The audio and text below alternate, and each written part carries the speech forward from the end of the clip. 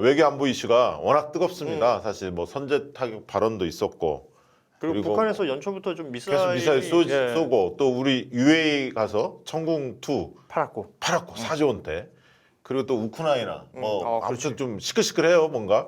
그래서 우리 그 이재명 캠프 선대에서 외교 안보 쪽에 가장 그 핵심적으로 활동하고 계시는 특위위원장님과 부위원장님 두 분 모셨는데요.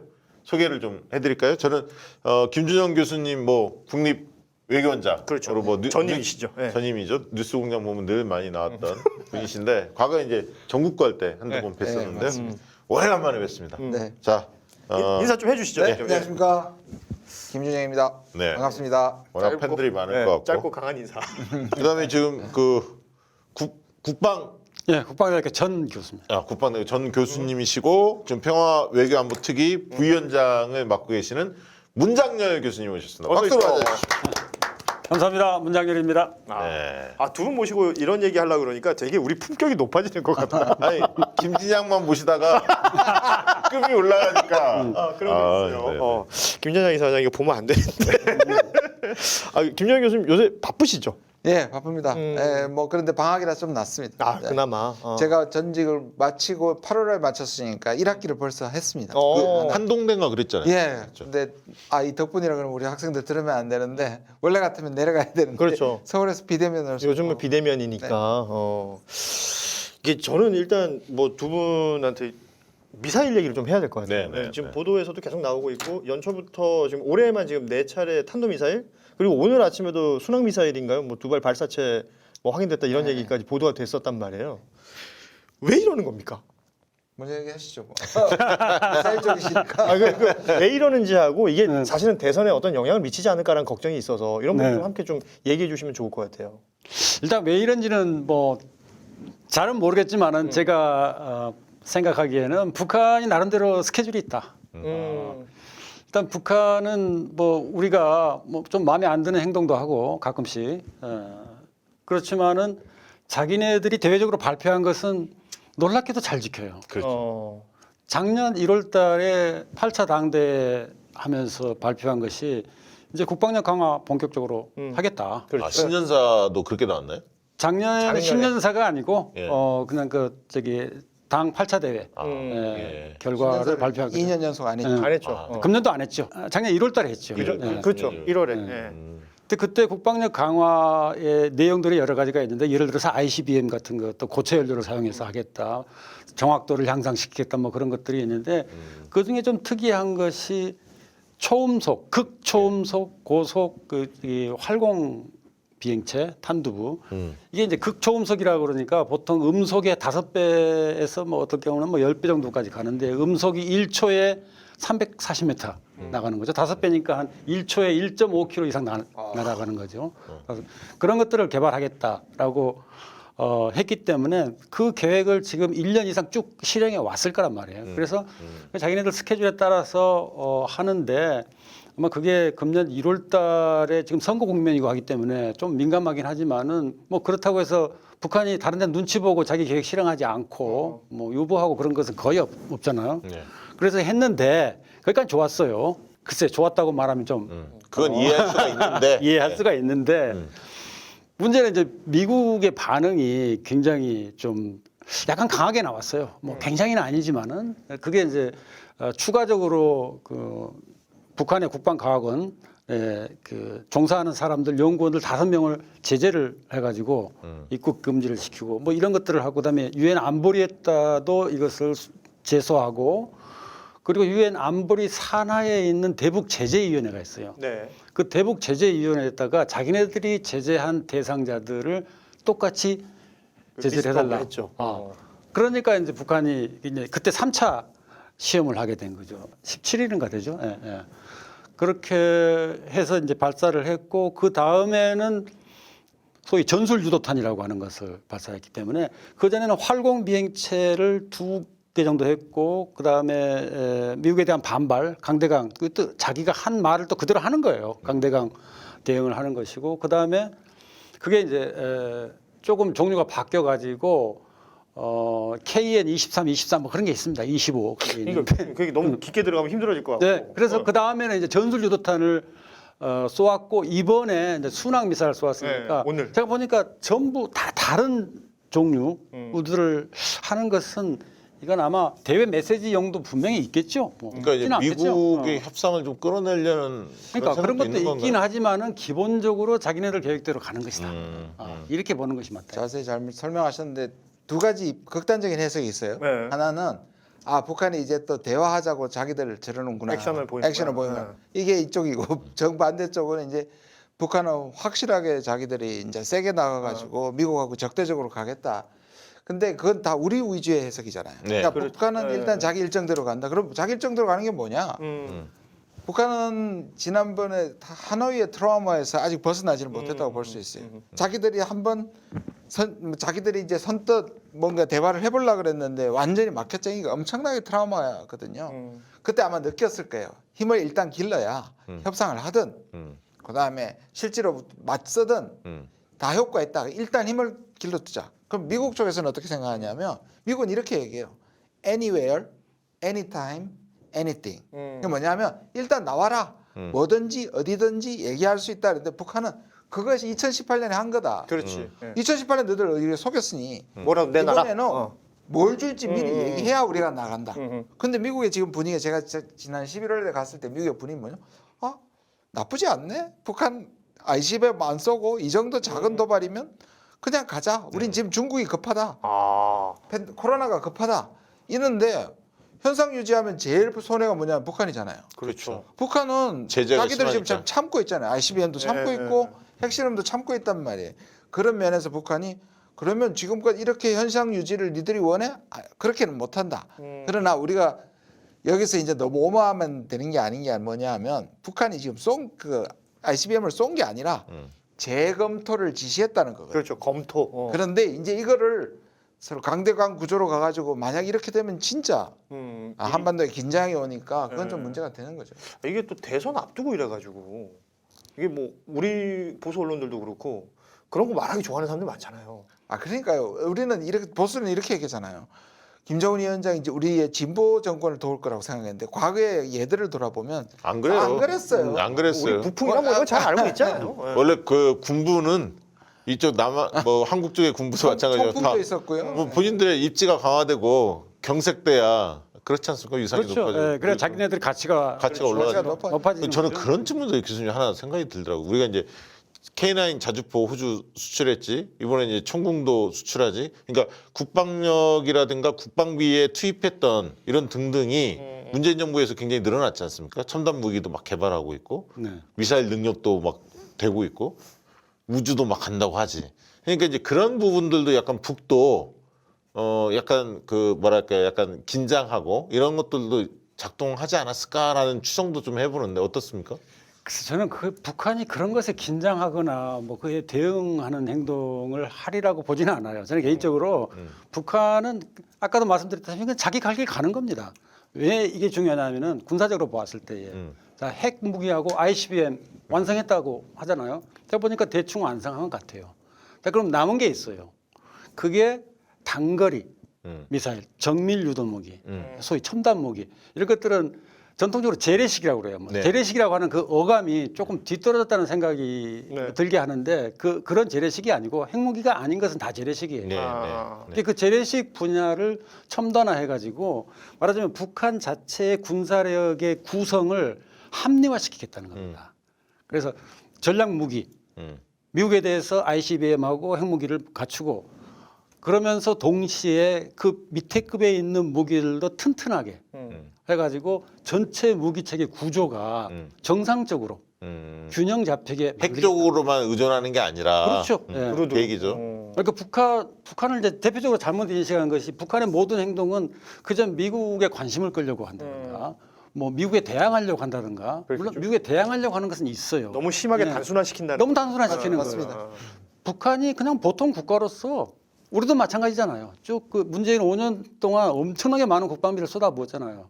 북한도 마찬가지로 지금 경제력이 좀 딸려서 그런 거지 그런 계획을 차근차근 자기 능력 범위 내에서 계속 하는 거예요. 그러면 이 얘기를 물어볼게요. 근데 그걸 우리 너무 가까운 데서 하니까 약간 긴장되는 거지. 아니 그러니까 군사력 비교를 많이 하지 않습니까? 그 우리 군사력이 뭐 세계 6위다 뭐 이런 얘기도 막 보도되고 있는데 실제로는 어떻습니까? 남북 간의 군사력이 어마한 격차 아닙니까 이제는? 그 세계 6위라고 하는 것은 그 이제 사이트 들어가 보시면 아시겠지만은 굉장히 복잡한 과정을 거쳐서 그 계산을 하는 거예요. 전부 수치화해 가지고 나와서 점수별로 쭉 따지는 거예요. 나름대로 타당성이 있다. 예, 그 뭐 여러 가지 예를 들어서 국방비를 얼마나 쏟아붓느냐, 그다음에 병력이 얼마냐, 뭐 핵무기를 그렇다고 해서만 절대 무기라고 해가지고 핵무기 가지고 있으면 무조건 1등 이건 아니에요. 그렇게 해서 합리적으로 결정한 것이기 때문에 그건 어느 정도의 타당성을 가지고 있다고 보는데 저는 그것보다 더 중요한 것이 자 북한이 됐든 뭐 우리 대한민국이 됐든 어떤 나라가 됐든 돈이 있어야 되는 겁니다. 네. 돈이 있어야 되는 건데 우리의 국방비가 지금 얼마입니까? 55조가 넘어가요. 그런데 이것은 북한 전체의 GDP보다 더 많습니다. 자, 이런 상황에서 군사력 비교 뭐 아무리 우리가 물가가 비싸다고 한들 그 정도의 차이 나버리면 이건 질적으로 이 게임이 안 되는 겁니다. 그리고 더 중요한 게 이미 30년도 넘은 1988년도 국방 백서에 의하면은 전체적인 전쟁 수행 능력은 북한보다 압도적으로 우위에 있다고 압도적이란 말을 거기다가 딱 써가지고 그렇게 얘기했어요. 그 몇 년 전입니까? 근데 왜 이렇게 보수 언론들은 난리를 치는 거예요?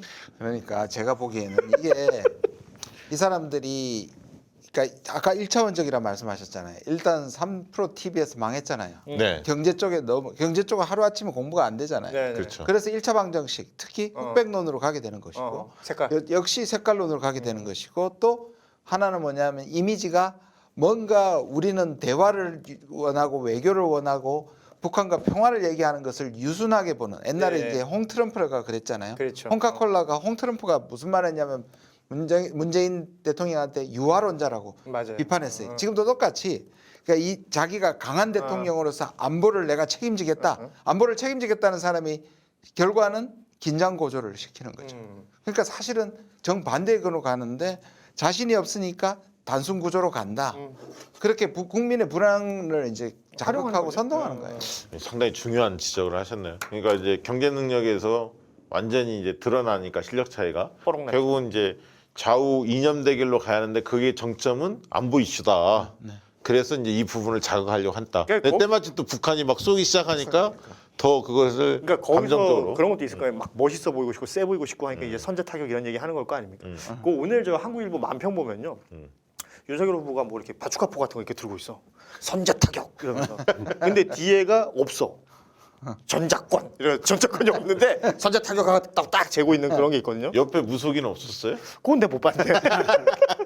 그 어떻습니까? 그 이게 허무맹랑하다라는 지적들을 저는 많이 봤거든요. 이 선제 타격 얘기에 대해서 두 분이 좀 이렇게 딱 정리를 해주시면 좋을 것 같아요. 근데 선제 타격은 뭐 아시겠지만은 정말 긴박한 경우에 예. 이거 뭐 명백하게 우리를 공격한다라고 하는 판단이 확실할 경우에 하는 것입니다. 그렇죠. 그리고 이것은 어느 나라나 다 할 수 있어요. 아 우리가 죽게 생겼는데 우리가 그럼요. 공격당하는데 네. 당연히 해야죠. 그리고 그것을 군대는 준비를 해야 되는 거예요. 네. 이게 군대의 책무입니다. 네. 본연의 임무예요. 문제는 뭐냐? 여기까지 도달할 때 굉장히 복잡한 과정을 거쳐야 되는 거예요. 예를 들어서 긴장이 고조되는 거예요. 네. 그럼 긴장이 고조되면 가만히 있습니까? 이걸 완화하기 위해서 어떤 노력을 할 것인가? 대화를 어떻게 할 것인가? 다른 나라와 준비를 협력을 어떻게 구할 것인가? 이런 걸 다 구하고 나서 그다음에 뭐 인공위성이 됐든 뭐 무인기가 됐든 다 이 감시 정찰을 해가지고 결정하는데 이 결정 과정은 다 무시하고 그냥 자, 무조건. 북한이 공격한다. 무조건 선빵. 그럼 우리가 지금 여기서 이게 한가하게 이야기하고 있으면 안 됩니다. 지금 바로 나가야 돼요. 왜냐하면 이게 지금 5분 만에 건물이 붕괴될 확률이 있거든요. 이게 제로가 아니에요. 그럼 나가야죠, 당연히. 그러니까 이와 같이 뭔가 극단적인 가정만 내세워 가지고 뭔가 강력하게 해야만이 시원하게 보이고 그래서 인기를 얻고 일종의 이게 이제 안보 포퓰리즘.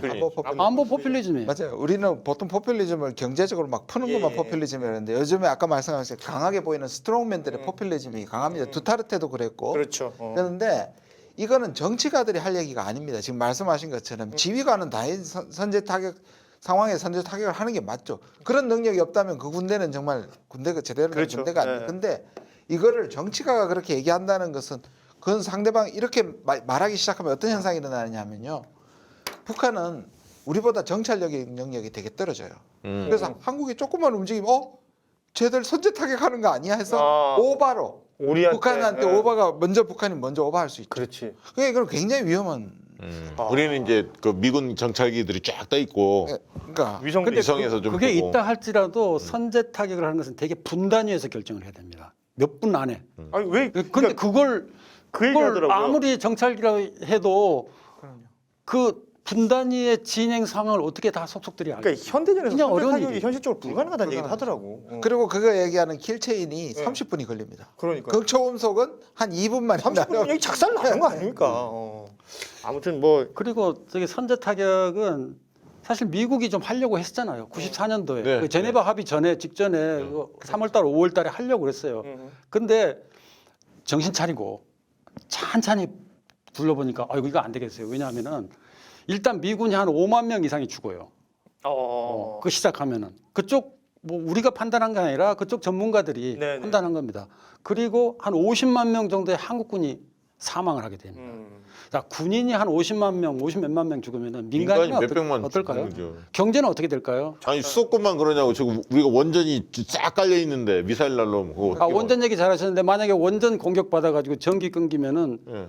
뭐 여기가 13층이죠. 뭐 이 정도는 뭐 버틸만 한데 23층, 33층에서 전기가 하루만 끊겨 보세요. 13층도 빡세요. 아니 지금 일본도 두려운 게 그거 아닙니까? 사실 미사일 날라왔을 때 해안가에 원전이 쫙 있는 거 아니에요? 그러니까 제 얘기는 뭐냐면은 사상자 뭐 저기 국가적 경제 타격 이것도 중요하지만은 이게 사실 우리 삶의 문제예요. 민생의 문제라고. 그러니까 넉 빠진 이런까지 놈이야. 생각하지 않는 거예요. 제가 윤석이 넉 빠진. 2017년에 또 전쟁 날 뻔했잖아요. 네. 그때 제가 미국에서 이제 미국의 군사 전문가가 얘기하는 게 이게 굉장히 거친 통계지만 북한이 이제 남아서 우리가 이제 공격을 해가 미국이 공격을 해서 완전히 파쇄가 북한이 보복할 수 없는 능력을 포기하려면 2,000군데를 동시에 괴멸시켜야 된대요. 아 북을 북에서 2,000포인트를 동시에 북한이 조금 저항을 못 하는데 그 중에 한 1,000개는 다 지하에 있다는 거예요. 그러니까 아무리 첨단의 미국의 그걸 가지고도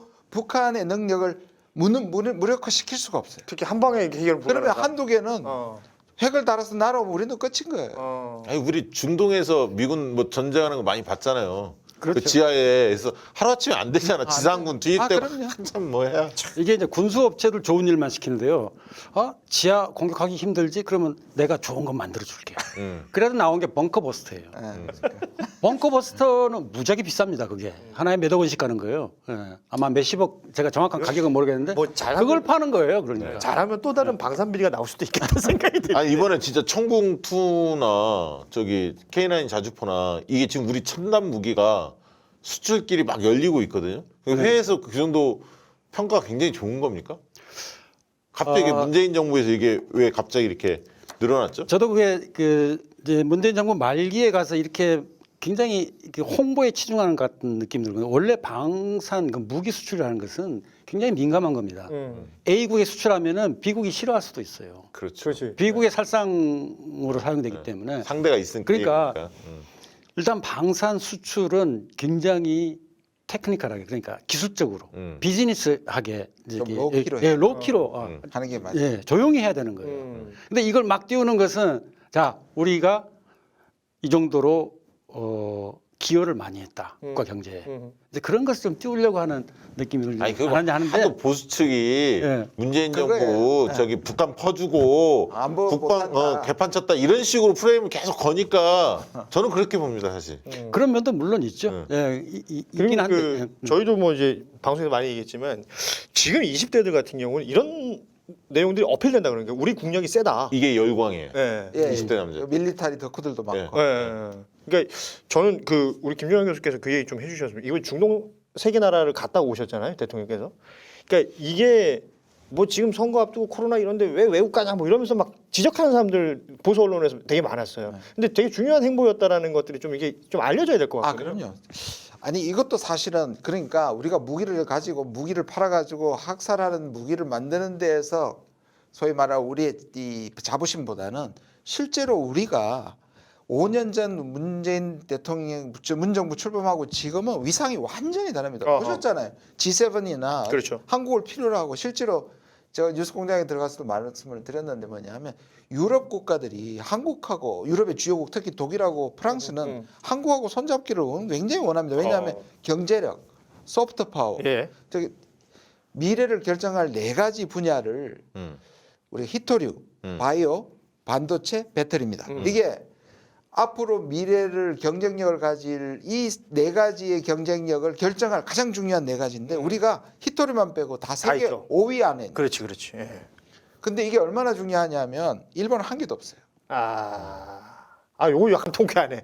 일본 하나도 없어요. 반도체, 바이오, 그다음에 배터리. 히토류. 예. 근데 우리 히토류는 우리가 뭐 물질이니까 그러니까. 없는데 사실 이 분야에서 우리가 이미 세계 선두권이고 지난번에 한미 정상회담에서도 과거와 달리 우리가 미국을 필요로 하는 것보다 미국이 우리를 필요로 하는 게 굉장히 많단 말이에요. 네네. 그런 데서 자부심을 느껴야지. 그렇지, 그렇지. 그런데 우리가 뭐 전쟁하는 데 있어서 6위다. 예. 물론 약한 것보다는 낫지만 우리 교수님 늘 얘기하는 것처럼 오히려 한 8위로 내려가도 경제력으로 세계를 지배하는 게 훨씬 낫습니다. 외교력으로. 그 얘기 한번 여쭤보고 싶어요. 종전선언 뭐 얘기가 나오다가 지금 약간 주춤한 양상인데 종전선언이 무슨 의미가 있냐 이렇게 또 보수 쪽에서 비판도 많이 합니다. 이 부분에 대해서 어떤 의미가 있는지 그리고 지금 상황은 어떤 상황인지 좀 말씀을 좀. 아까 이제 방산 관련해 가지고 한 말씀만 더 보태자면은 물론 이제 그걸 좋아하고 열광하는 사람들의 밀떡들도 좀 많이 있긴 한데 과연 우리가 국뽕 방식으로 이 정부가 계속 이렇게 대하는 것이 맞느냐? 나 이런 고민이 좀 있어야 된다고 생각해서 이런 말씀을 드리는 거예요. 뭐 인기가 올라가는 것은 어떤 면에서 좋긴 합니다만은 그래서 정부가 하는 일이라고 하는 것이 바로 그런 것이다. 올바른 방향을 국민들에게 제시하는 것도 중요한 일이다라고 하는 뜻이었고 종전 선언은 뭐 종전을 하게 되면은 전쟁이 끝나니까 어떻게 되겠습니까? 적이 없어지는 거예요. 적이 없어지면은 적에 대응하기 위해서 만들어진 여러 가지 제도라든지 기구라든지 군사력 수단이라든지 이런 것들의 변화가 있을 수밖에 없습니다. 그래서 그 변화는 무엇을 위한 변화냐? 전쟁이 끝나고 평화를 구축하는 그런 방향의 변화다 이거예요. 근데 이상하게 문재인 정부에서는 왜 그렇게 자신이 없는지 모르겠어요.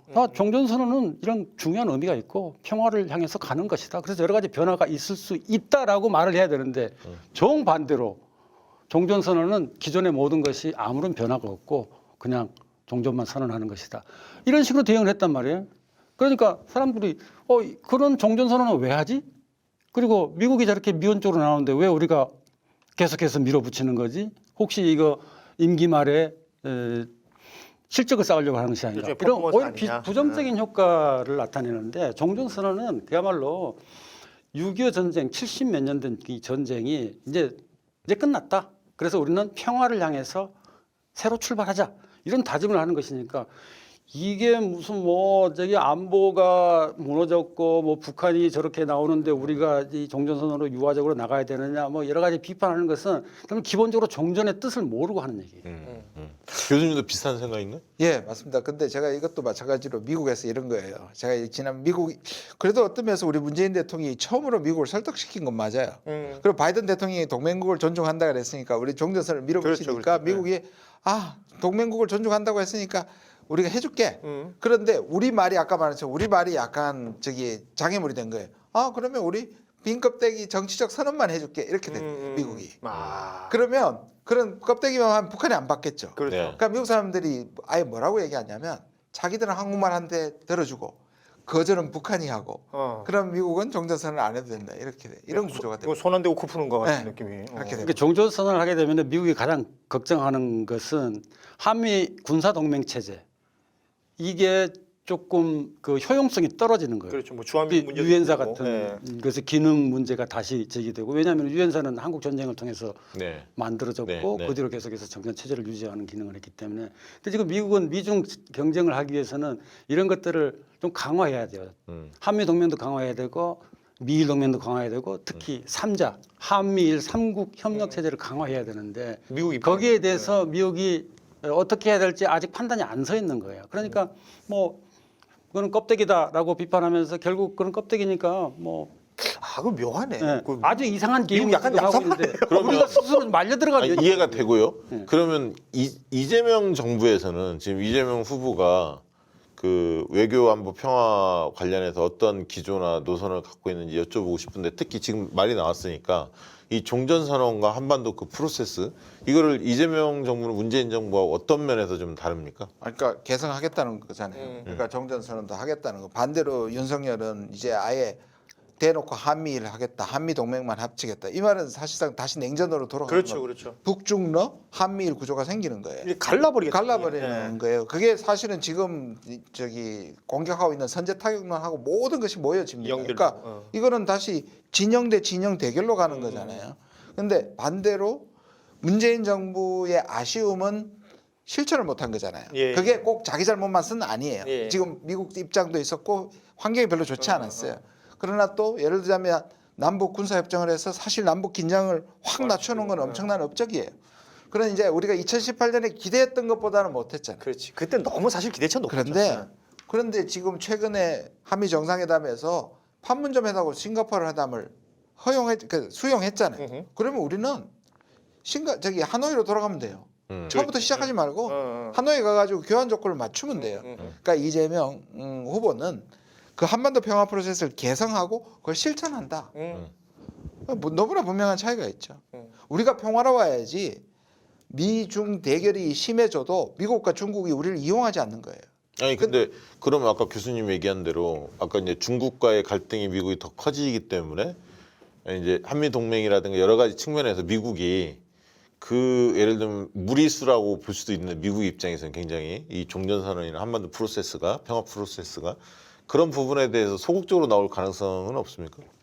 이재명 후보가요? 네. 아니 이재명 후보가 들었었을 때 미국이 그렇게 나올 가능성. 미국은 지금까지 소극적으로 나왔었고 네. 네. 사실은 반대하고 싶어. 그렇죠. 이제 그렇게 읽혀지잖아요. 그럼 이재명 어떻게 이재명 설 정부가 거예요? 만약에 된다면 아마 이재명 정부가 그걸 적극적으로 밀어붙이는 것을 오히려 저지할 가능성이 있죠. 저는 크다고 보죠. 그러니까 미국은 그럴 가능성이 있잖아요. 그럴 가능성이 크죠. 그래서 이재명 정부는 평화의 메시지를 가지고 북한도 설득해야 되고 동시에 미국도 설득해야 되고 물론 문재인 정부도 그랬어요. 그러다가 둘 다 설득 못했죠. 결국은 사실은. 근데 이제 둘 다를 설득해가지고 평화를 구축하는 거. 이 의지는 확고한 것 같아요. 특히 이제 선제 타격 관련해가지고 이재명 지사가 명확하게 얘기했죠. 그 뭐 군사 지휘관으로서 할 수 있는 일인데 정치 지도자로서는 이것은 있을 수 없는 일이다. 정치 지도자는 평화를 구축하는 것을 최우선순위로 해야 되고 그거에 대해서 노력을 하는 것이다. 그러니까 그 말은 뭐냐면은 군사적 긴장을 어떻게 하든지 간에 판문점 선언하고 평양 선언 그 정도 수준에서 다시 출발할 수 있는 여건을 조성하고 더 심화시키겠다. 이건 명백한 거죠. 아니 이게 대선 전국에서 약간 걱정되는 게 왜냐하면 저 선제 타격이라든지 뭐 이렇게 중국이랑 러시아 뭐 이렇게 갈라쳐가지고 이념 대결 형태를 만드는 게 윤석열 후보 입장에서는 자기한테 그게 좀 직접적으로 도움이 된다고 생각하니까 그러는 거 그런 거죠. 아니겠습니까? 그런 거죠. 근데 여기에 대응하는 이재명 후보 캠프에서나 이재명 후보의 이 발언들은 오히려 상대적으로 이렇게 대선에서 이제 주요 포인트로 이제 포인트를 못 받는 것 같은 느낌이 든단 말이에요. 그러니까 여기에 대한 어떤 대응 전략 같은 것들도 좀 있어야 되지 않을까 싶은데요. 그게 지금 말씀하신 분 상당히 힘듭니다. 그래서 사실 솔직히 말씀드리면 오히려 이런 이념 대결을 맞대응하다 오히려 그 프레임이 말려버리기 때문에 그렇다고 또 손 놓고 있을 수는 없고 왜냐하면 한 개인의 권력 유지를 위해 가지고 하기에 제일 좋은 게 안보 포퓰리즘 강하게 보이고 나중에 미국에 이런 말이 있어요. 외교는 카페트 밑에 다 쓸어 넣는 거다. 근데 이게 점점 많으면 이미 앉지 못하게 되는 거다. 그렇죠. 지금 저지른 짓이 미래 우리의 운명을 결정할 수 있는 매우 중요한 것인데 책임을 안 지는 굉장히 무책임한 거죠. 그렇지. 혐중 발언도 그렇죠. 협정도 마찬가지고요. 저런 것들을 우리가 30%의 무역을 우리 그 중국에서 다 벌어들이는데 실제로 중국 사람들이 제일 싫어하는 게 뭔지 아세요? 우리 속담 중에 제주는 곰이 넘고 돈은 뗀 놈이 그 안 좋은 말이잖아요. 근데 중국 사람이 우리를 보면 돈은 우리한테 다 벌어가 가지고 중국이 적자 보는 날은 세계에서 우리나라밖에 없어요. 그렇지. 그래서 오히려 무기를 사서 자기들한테 들이댄다고 중국 입장에서는 그렇게 볼 수 뭐 있어요. 사드 얘기라든지 이런 것들이 그렇죠. 예. 그런데 이 정치 지도자 될 사람이 미래의 한국의 이익이나 경제적 이익이나 이런 것들을 다 깡무시하고 어허. 자기가 되겠다고 이 이념 공세를 하고 선제 타격론을 하는 거는 그러니까 우리 후보는 어떤 생각이 드냐면 말은 해야 되고 그러나 그것이 선거 전략으로는 불리하고 그렇죠. 그런 사이에서 고민이 굉장히 많을 거라고 아, 봐요. 이거 참 어렵네. 그러니까 그 뾰족한 무슨 해법이 딱 있는 건 아니지만 그게 우리가 가야 할 길이기 때문에 그렇죠. 계속 부딪히고 풀고 부딪히고 풀고 이 노력을 경주해야 한다는 얘기잖아요, 사실은. 그래서 사실 민주주의가 제대로 발전하려면은 대중들이 어느 정도 수준에 도달해야 됩니다. 근데 저는 그렇게 비관적으로 보고 싶지 않아요. 이러한 그 평화 지향 그리고 전쟁을 어떻게 하든지 막고 번영을 꾀하려고 하는 건 남북 관계를 발전시키려고 하는 것을 이걸 꾸준히 일관되게 주장을 하면은 분명히 많은 사람들이 다시 한번 생각하게 될 거예요. 과연 어느 것이 맞는 거냐. 그래서 저는 그렇게 비관적으로 보지 않습니다. 그 당장은 이재명 뭐라도. 후보가 사실 경기지사 시절에 남북관계 개선을 위해서 경기도 차원에서 한 것들이 좀 있었잖아요. 예, 온실도 만들어 가지고 네. 하고 묘목도 키우고 많이 했었죠. 근데 저도 이 부분에는 동의합니다. 뭔가 불리해 보이는데요. 왜냐하면 강하게 나가고 좀 우리가 이 부분에 대해서 평을 얘기하는 게 약하게 보이는데 우리 국민이 과거보다는 이념 공세에 대해서 상대적으로 훨씬 덜 흔들린다. 그렇죠. 그걸 그렇죠. 믿습니다. 예, 예. 혹시 그건 가능한 거예요? 저 이거 아까 그 반도체 바이오 배터리 히토류 얘기할 때 북한에 히토류 있다는 얘기 제가 들은 것 북한에, 같은데. 예. 요거 어떻게 잘하면은 북한이랑 평화 좀 해가지고 그거 그러니까 경제로 얘기했을 때 좀 잘 먹히는 게 있잖아요. 예. 이런 건 어떻게 전개가 안 됩니까? 그게 한 2, 3년 전에 북한 히토리에 관한 그 연구 보고서가 나왔어요. 그걸 봤더니 어마어마하게. 북한의 히토리가 어마어마해가지고 전 세계 수요를 충족하고도 남는다라고 나왔더라고요. 그러니까 북한의 지하 자원의 그 광물 자원의 그 양은 진짜 뭐 흑연인가 뭐도 있고 뭐 여러 개 있잖아요. 그래서 북한 특수라는 게 기업인들은 다 알고 있는데 사실 그게 안 뚫리니까 지금 답답해하는 거죠. 근데 히토류라고 하는 게 그 글자 그대로 하면 아주 희박하게 존재하는 그 원소들인데 16 사실 가지인데 흙이 아니고 통째가 금속이에요, 금속. 금속이에요. 예. 희금이라고 해야 되는데 히토가 되버렸어요. 금속인데 그 금속이 분포하는 그 주변에 굉장히 그 중금속 같은 것이 같이 들어 있거든요. 아. 이것을 채굴하는데 환경 문제가 어마어마해요. 이게 북한뿐만 아니라 지금 중국이 가장 골머리를 썩이고 있는 것이 히토리 광산에서 처리돼서 나오는 부산물들을 어떻게 환경 친화적으로 그런가 보면 공짜는 없어요. 공짜 없어요. 맞아요. 그리고 일단은 지금 히토리 얘기를 꺼낼 단계가 아니에요. 그렇죠. 북한도 지금 뭐 어디 있는지도 모르고 그다음에 히토리 얘기 꺼내봐야 이건 완전히 그야말로 제가 너무 앞서갔네요. 끈 잡는 얘기. 신뢰가 쌓이고 하나씩 쉬운 것부터 풀어야죠. 지금 어떻게 보면 이제 네, 맞습니다. 방역에 대해서 북도 고민하니까 그런 걸 사실은 그치. 미국을 좀 설득을 해서 그렇지 않습니까? 사실 코로나 이 부분 관련해서 지원할 수 있는 것 좀 하고 그래야 인도적인 부분들에 있어서는 충분히 뭐 가능성이 있지 않을까라는 생각이 드는데요. 근데 이제 제가 이거는 우리 문 대통령님한테 직접 들은 말인데 북한이 실질적으로 김정은 위원장이 그 도보다리에서 굉장히 정확하게 말한 게 뭐냐면 우리는 미국을 모른다. 정말 도와줬으면 좋겠다. 그리고 북한은 플랜 A가 미국이에요. 플랜 B가 중국이에요. 이 말은 무슨 말이냐? 굉장히 중요한 의미가 예, 있습니다. 예. 왜냐하면 플랜 A는 뭐 소개해야 됩니까? 아닙니다. 예.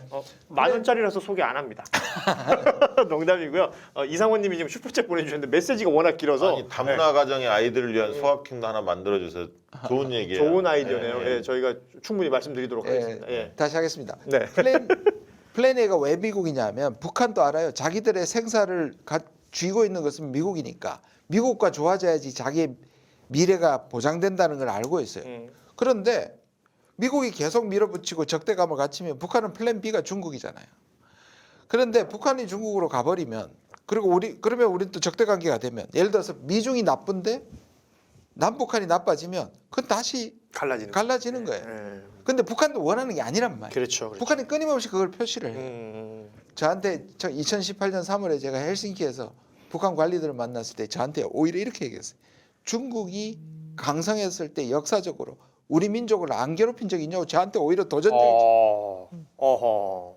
그러니까 아니 그렇게 북은 그렇게 판단하더라고요. 판단해요. 그리고 북이 핵무기를 개발한 굉장히 중요한 이유가 중국한테서 자주권. 자주권을 잡는 거예요.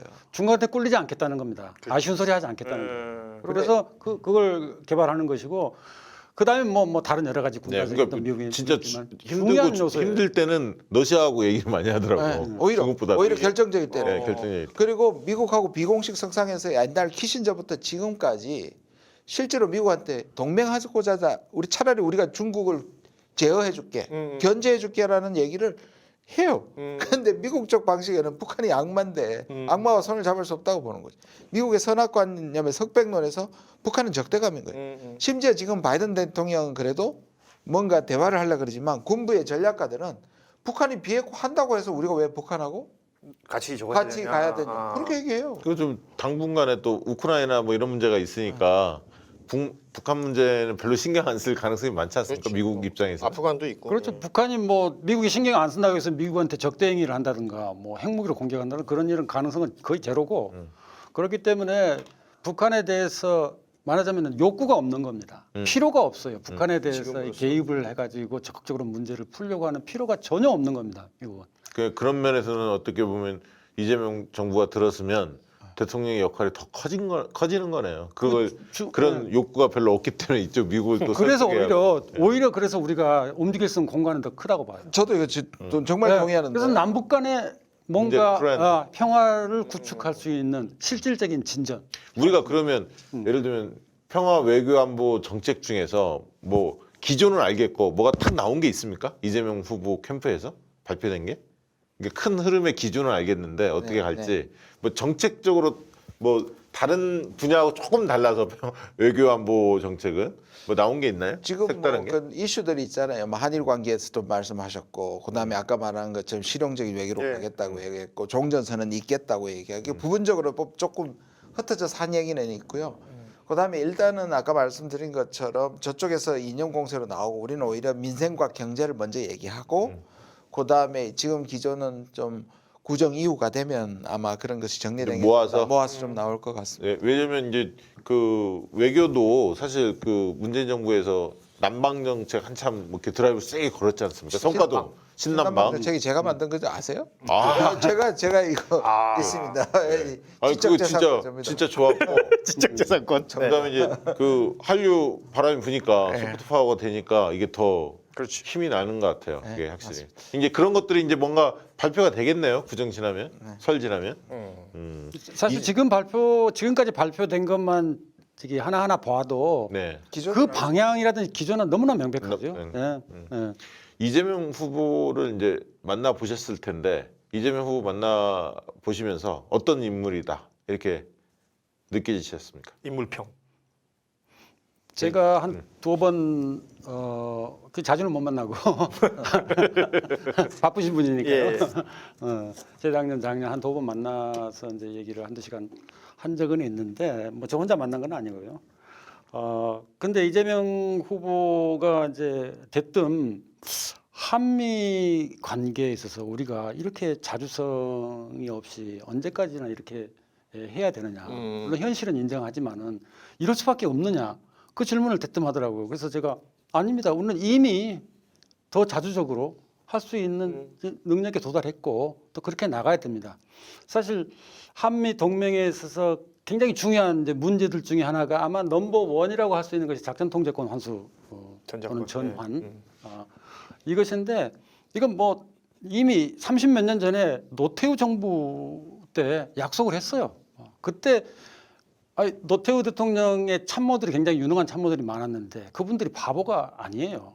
다 전략가들이고 생각이 있는 사람들입니다. 할만하니까 그런 얘기를 했어요. 그러다가 여러 가지 사정 때문에 30년 이상 끌어왔는데 아직까지도 한미 이 동맹관계에서 가장 중요한 이 문제를 그냥 말도 안 되는 소위 조건 충족을 완전히 해야지 된다. 우리가 당연히 받아와야 될 주권인데 왜 미국하고 협의해가지고 조건 충족을 같이 평가해서 합의를 봐가지고 하는 얘기예요. 이런 걸 보면은 저는 이재명 후보하고 그렇게 많은 얘기는 못 나눴지만은 굉장히 그 합리적이다. 네. 이치에 맞는 그런 생각을 하고 있기 때문에 뭐 위험하게 뭐 미국에 대해서 뭐 무조건 반대하거나 전혀 그런 게 아니고 네. 우리의 능력과 현실 이런 것을 고려해가지고 나아가야 할 올바른 방향에 대해서 확실히 감을 잡고 있다라고 네. 그런 인상을 받았어요. 네. 제가 한 1년 전에 제가 이제 제 글을 좋아하신다 그래가지고 제가 쓴 좀 긴 글을 미국에 대한 자주성 문제, 한미동맹 우리가 한미동맹에 이 박스에 갇혀 있다. 제가 또 가스라이팅이라는 거 썼다가 엄청 예, 제가 국립외교원장 있을 때 매주 화요일에 주옥순 씨 엄마 부대가 와서 민족의 반역자 김준영 물러나라고 맨날 소리치던 거에 뭐 화장실 같은 거 안 나가셨습니까? 환청이 들릴 정도인데요. 아마 제가 임기 끝나서 관뒀는데 아마 자기들이 내렸다고 데모에서 생각한다. 내렸다고 생각할지도 몰라요. 근데 그때 그런 글을 보냈는데 얼마나 학습형이냐면 그 다음 날 난 여기 이렇게 사진을 딱 찍어가지고 텔레그램을 보냈어요. 이 접속사가 그런 나가 아니고 그런 모로가 돼야 돼. 아, 근데 제가 틀렸어요. 제가 틀렸어요. 저는 감동이죠. 제가 쓴 글을 그렇게 자세히 꼼꼼히 봤다. 꼼꼼히 봤다고요. 아. 그리고 이 흡수력이 너무 대단하고 대단해. 거의 그건 교정 수준인데. 제가 얼마나 부끄럽겠어요. 어. 근데 기분은 좋더라고. 어허. 그다음에 이제 지금도 이렇게 계속 뭐 많은 사람들이 자문을 하겠지만 자문하면 반드시 읽고 짧게라도 짧게라도 답을 하죠. 답을 하시고. 답을 해요. 문자로. 그다음에 지금 제 얘기가 아닌데 굉장히 재밌는 관찰을 들었어요. 이제 우리가 이 발대식을 할 때 한완상 부총리가 오셨어요. 네. 예. 그때 이제 나가서 축사를 하면서 이런 말을 했어요. 후보가 그 척박한 곳에서 이렇게 이겨내고 대통령 후보까지 이런 것은 대단하지만 거꾸로 생각하면 누구도 가지지 못한 자산이다. 이제부터는 그걸 이겨낸 게 자산이다. 그렇죠. 가지고 싶어도 누구는 못 가진다. 그러면서 내려와서 저한테 뭐라 그랬냐면 자기가 기독교인인데 이상하게 이재명 대표를 보면 아무한테도 고향에서도 환영을 받지 못하는 예수 같다. 예수 같다. 그러나 세상을 변화시킬 거다. 저보고 보필 잘하라고. 아, 저 그 감동 먹었어요. 그러네요. 울림이 있는 얘기네. 마이너리티. 그러니까 한 명의 그 인간의 역사, 사람의 역사이기도 한데 그 사람의 역사가 이 여기저기 역사에 다 이게 대입될 수가 있겠네요. 그 생각이 듭니다. 지금 저도 생각해 보면 대선 전국 들어와서 이재명 후보에 대한 다양한 평가들을 뭐 이렇게 지지하는 사람들도 하고 또 오히려 뭐 이렇게 반목하는 사람들도 하는데 그러니까 부정할 수 없는 건 정말 누구의 도움도 받지 못했어요. 그런데 지금 이 자리에 있는 겁니다. 이건 뭐 명백한 사실이니까요. 네. 마지막으로 이제 뭐 시간이 다 돼서 왜 외교 안보, 평화 외교 안보 현안들을 지금 다루고 있는 두 전문가께서 캠프에 이제 결합한 이유가 있을 텐데 왜 이재명이 되어야 하는지 한마디 우리 지지자들, 시청자들한테 한마디 해주시죠. 이제 저는 지금 이 시점이 정말 한반도가 평화로 가느냐 아니면은 과거의 냉전적인 그런 질서로 회귀하느냐의 중대 기로에 있다고 봅니다. 아마 모든 시대의 사람들이 자기가 살고 있는 시대가 중대 기로라고 말을 할 거예요. 좋습니다. 저도 뭐 그런 수준에서 얘기할 수도 있겠지만은 지금까지의 문재인 정부가 열심히 노력했지만은 사실상의 실패로 끝난 이것이 다시 시작할 것이냐. 그래서 성공으로 나아갈 것이냐. 그 추진력을 담보할 수 있는 확실하게 보여줄 수 있는 지도자가 이재명이다. 그래서 저는 이재명이 번영의 기반인 평화 이것을 확고하게 다져가지고 정말 이 한반도에서 우리의 국격과 국위와 국력에 맞는 나라를 건설할 수 있는 지금 현재 나와 있는 사람 중에서는 유일한 사람이다라고 생각해서 지지하는 겁니다. 네. 이야, 멋있습니다. 이게 교수님들이라서 이게 좋네요. 저기 김진장 이사장 이제 저 나오기 힘들겠어 앞으로 이제 안성하세요. 두 분 모셔야 돼. 김정희 저도 뭐 위원장님. 비슷한데요. 정말 우리나라가 저는 G7 바로 바깥까지 왔다고 생각합니다. 그런데 G6, G7, G5까지는 한 5년 안에도 추월할 정도로 가까이 와 있는 딱딱딱딱 붙어 있어요. 그리고 소프트 파워. 그래서 제가 외국 사람들을 만나면 이런 얘기를 해요. 한국은 진짜 닮고 싶은 나라인데 위협적이진 않다는 말이에요. 저는 이게 굉장히 중요한 말이라고 생각해요. 왜냐하면 이걸 잘못 들으면 왜 호구라 그러는데 그게 아니고 그렇죠. 한국은 후진국에서 선진국이라는 첫 케이스이고 네. 그것도 굉장한 속도로 아까 말했던 미래의 경쟁력까지 가지고 있고 BTS부터 영화까지 이런 나라가 그러니까 한국은 옛날에는 촌스러웠는데 지금은 트렌드의 앞이라고요. 그렇죠. 그렇죠. 그런 나라인데 우리를 도와줘도 뒤에 꿍꿍이가 있다거나 위협적이지 않다. 위협적이지 않다는 거예요. 근데 중국이 도와줘도 1대1로 도와줘도 쟤들 꿍꿍이 있잖아. 그렇지. 미국이 중국 때리기 위해서 해도 꿍꿍이가 있는데 이거는 어마어마한 소프트 파워예요. 굉장히 나이스하다는 생각이 그 듭니다. 나이스한 예, 게 예. 그러면 아시아 국가들이 되게 다 그렇게 느끼죠. 적이 없지. 그럼 우리가 말하는 평화나 음. 우리가 말하는 가치는 이 강대국이 얘기하는 것보다 훨씬 호소력이 있어요. 그러니까 우리가 그런 세계 공동체를 이끌어낼 수 있는 진짜 좋은 외교 국가가 될 수 있다.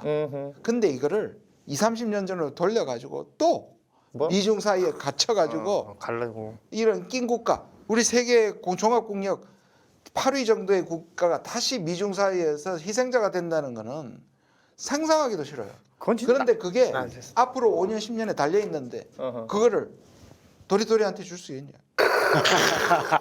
소크라테스의 말을 한마디만 더 하고 네. 이걸 우리 국민들이 알아야 됩니다. 너 자신을 알라. 우리가 지금 우리가 자신 가져야 됩니다. 그러니까 예전에 내가 아니다. 눈 떠보니 선진국. 눈덩이 선지고 그렇죠. 야 이건 너무 좀 이게 약간 뭔가 뿌듯한 너무, 느낌인데요. 너무 좋습니다. 아, 예. 진양아 미안해. 보고 있을 텐데. 예. 오늘 함께해 주신 우리 문장열 교수님 또 김정 교수님 두 분도 오늘 너무나 고맙고요. 오늘 방송은 여기서 마무리하도록 하겠습니다. 여러분 고맙습니다. 고맙습니다.